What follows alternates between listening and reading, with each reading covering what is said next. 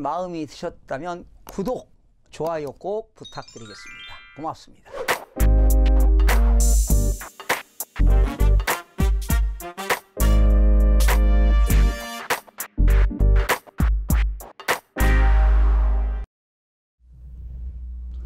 시청자 여러분 안녕하십니까? 반갑습니다. 김동수입니다. 이 시간에는 서울 아파트 가격에 대한 내용으로 여러분과 함께 알아보는 시간을 갖도록 하겠는데요. 천정부지로 치솟던 서울 아파트 가격이 작년 11월에 정점을 찍고 하강하는 기미를 보이자 대부분 미디어들이 서울 아파트 가격이 속절없이 무너지고 있다고 연일 기사를 쏟아내고 있습니다. 과연 서울 아파트 가격이 날개없이 추락하고 있는가? 과연 언제까지 하락할 것인가? 여러분들 궁금하시죠? 사실 믿을 만한 것은 한국감정원이 매주 발표하는 전국주택가격 동향조사입니다. 제가 매주 여러분들에게 전국주택가격 동향조사를 전해드리고 있는데요. 또한 한국감정원이 매월 발표하는 아파트 매매가격 지수를 토대로 만든 표가 되겠습니다.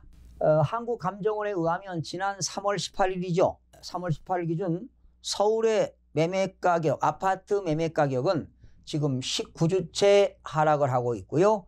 전세 가격은 21주째 하락하고 있습니다. 그러나 하락폭은 정말로 미미합니다. 2019년 지금 1사분기가 다 돼가는데요. 지금 1사분기 동안의 서울 아파트 가격의 하락률은 마이너스 1.09%입니다. 그러니까 지난 11월, 12월까지 떨어진 걸 보면은 지난 2018년 11월부터 지금까지 하락한 걸 본다면 2%도 채 하락하지 않았습니다. 그런데 여러분 어떻습니까? 지난 2018년도에 서울 시내 아파트 가격은 12%가 평균적으로 올랐습니다. 그러나 특별한 지역은 단지는 심지어 50%, 55%까지 보통 뭐 3, 40% 많이 오른 상위권은 45%에서 53%까지 올랐습니다. 이게 정상적인 가격이라고 보십니까? 자, 그런데 이렇게 2018년 1년 사이에 30%, 40%, 50%까지 급등한 지역이 있었는데 지금 하락하는 것은 평균적으로 지금 2%도 떨어지지 않았습니다. 그런데 지금 뭐 날개 없는 추락을 하고 있다. 지금 아파트 가격이 엄청나게 떨어지고 있다. 그러니 뭐 매수 타이밍이다. 뭐 이런 언론들의 미디어들이 이런 많은 기사를 내보내고 있는데요. 이게 과연 정당성이 있고 정말 실질적인 것인지 궁금하지 않습니까? 그래서 제가 심도 있게 아파트를 단지별로 조사해 봤고요. 또 서울 지역에 특성이 있는 그런 지역을 특별히 조사해 봤는데요. 그리고 한국감정원에서 아파트 매매가격 지수를 지난 2013년부터 제가 조사를 해 봤습니다. 그래서 서울 지역 아파트 매매가격 지수 추이를 보니까요. 2013년 8월부터 2019년 지난 1월까지인데요. 한번 여러분 도표를 살펴보시기 바랍니다. 2013년 8월에요. 아파트 매매가격 지수가 85.1이었습니다. 그리고 2014년 8월에 86.6, 2014년 9월에 86.9, 2014년 10월에 87.3.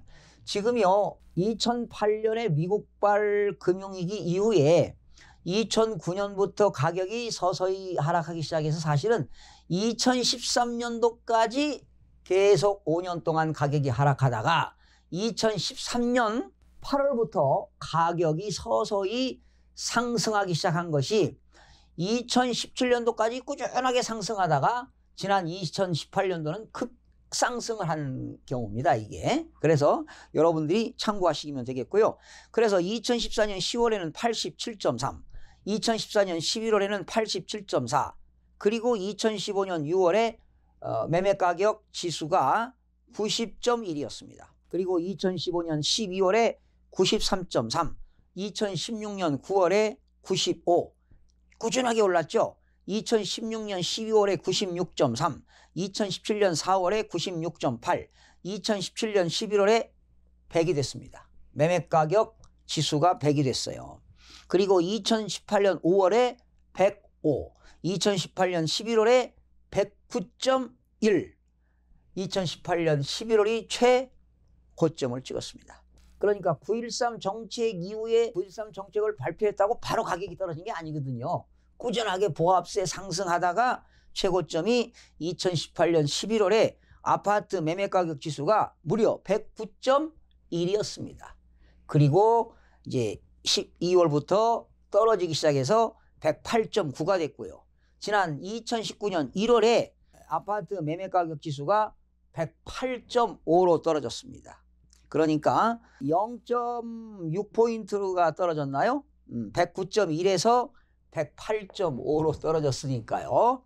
자, 지금 뭐 지방은 이미 2년 전부터 가격이 떨어졌고요. 지금 서울을 얘기하는 겁니다. 서울과 수도권 지역이라고 볼 수가 있겠죠. 지금 이제 11월에 정점을 찍고 지금 계속 12월, 1월, 지금 3월 한 4, 5개월 동안 지금 계속 가격이 하락하고 있는데 뭐 급 하락하는 거 아닙니다. 계단식 하락입니다. 계단식 하락. 그렇다고 뭐 영원히 부동산은 영원히 상승도 없고 영원히 하락하는 것도 없습니다. 지금부터 이제 하락을 해서 과연 저점이 언제인가? 또 저점이 찍으면 다시 또 가격은 상승하게 돼 있습니다. 그래서 늘 부동산 가격은 상승, 보합, 또 유지, 또 하락. 그런데 지금은 하강 국면을 맞이하고 있다는 것입니다. 그러면 여러분들이 이런 도표를 보셨듯이 2013년 8월부터 2019년 1월까지 서울 아파트 매매가격 지수의 흐름을 여러분들이 잘 살펴봤는데요. 서울 아파트 매매가격 지수는 2013년 8월 85.1로 2010년 이후 최저점을 찍은 후, 그러니까 2009년부터 계속 가격이 하락해서 저점이 지금 2013년 8월이었습니다. 85.1. 그러다가 박근혜 정부가요, 재건축 아파트 관련 시장 정상화 조치들을 무력화시키고 LTV와 그 당시 최경환 부총리였죠. LTV와 DTI 완화를 본격화하기 시작한 2014년 가을이었습니다. 그때가 10월, 11월이었어요. 그때 아파트 매매가격 지수가 87.3에서 2014년 11월에 87.4, 2015년 6월에 LTV와 DTI를 완화시키면서 부동산 경기가 활성화되면서 2015년 6월에 90.1까지 상승한 적이 있었습니다. 한편 문재인 정부 출범 직전 2017년 4월이었죠. 그때 서울 아파트 매매가격 지수가 96.8이었습니다. 그런데 2017년 11월에 이 지수의 기준점을 100을 돌파했습니다. 그 이후 2018년 11월에 무려 매매가격 지수가 109.1로 최고점을 찍었습니다. 그리고 9.13 대책 등의 여파로 서울 아파트 매매가격 지수는 2019년 1월에 108.5로 미미하게 하락을 했습니다. 자, 정리해 보겠습니다. 서울 아파트 매매가격 지수는 2013년 8월 85.21로 저점을 찍은 후 줄기차게 올라서 2018년 11월 109.1로 정점을 찍었고 지금 고작 0.6%포인트 하락한 108.5를 나타내고 있는 것입니다. 이렇게 서울 아파트 매매가격 지수를 기준으로 볼 때 지난 5년간의 상승폭에 비해 지난 2개월의 하락폭은 하락이라고 부르기도 민망한 수준입니다. 이제 1, 2% 떨어졌습니다. 그런데 어떻게 지금 급 하락하고 있다는 얘기입니까? 이런 관점에서 보자면 마치 서울 아파트 시장이 붕괴하기라도 하는 것처럼 합창하는 미디어들의 보도는 터무니없는 다름입니다. 서울 아파트 가격은 5년간의 대상승을 마치고 이제 막 하락 국면에 접어든 상황입니다. 5년에 걸친 서울 아파트 가격 폭등은 소득 양극화를 극적으로 심화시켰고 내수를 위축시켰으며 그리고 1530조의 가계부채를 증폭시켰고, 그리고 젊은이들의 혼인 감소로 저출산을 부채질했습니다. 특히 서울 아파트 2018년도의 가격의 폭등은 대한민국이 지속가능한 대한민국의 최대 저해 요인이 될 수도 있습니다.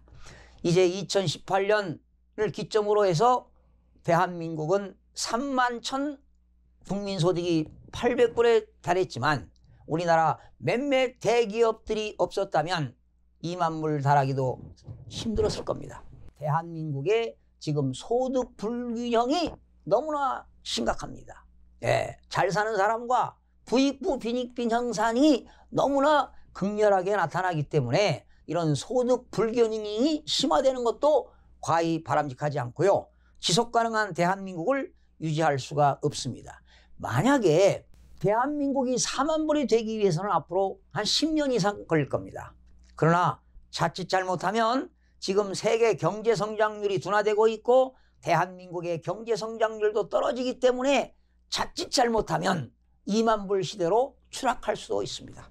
따라서 서울 아파트 가격은 하향 안정화되어야 할 것입니다. 서울 아파트 가격의 1차 하락 목표는 문재인 정부 출범 직전인 2017년 4월, 그때가 아파트 매매 가격 지수가 96.8이었습니다.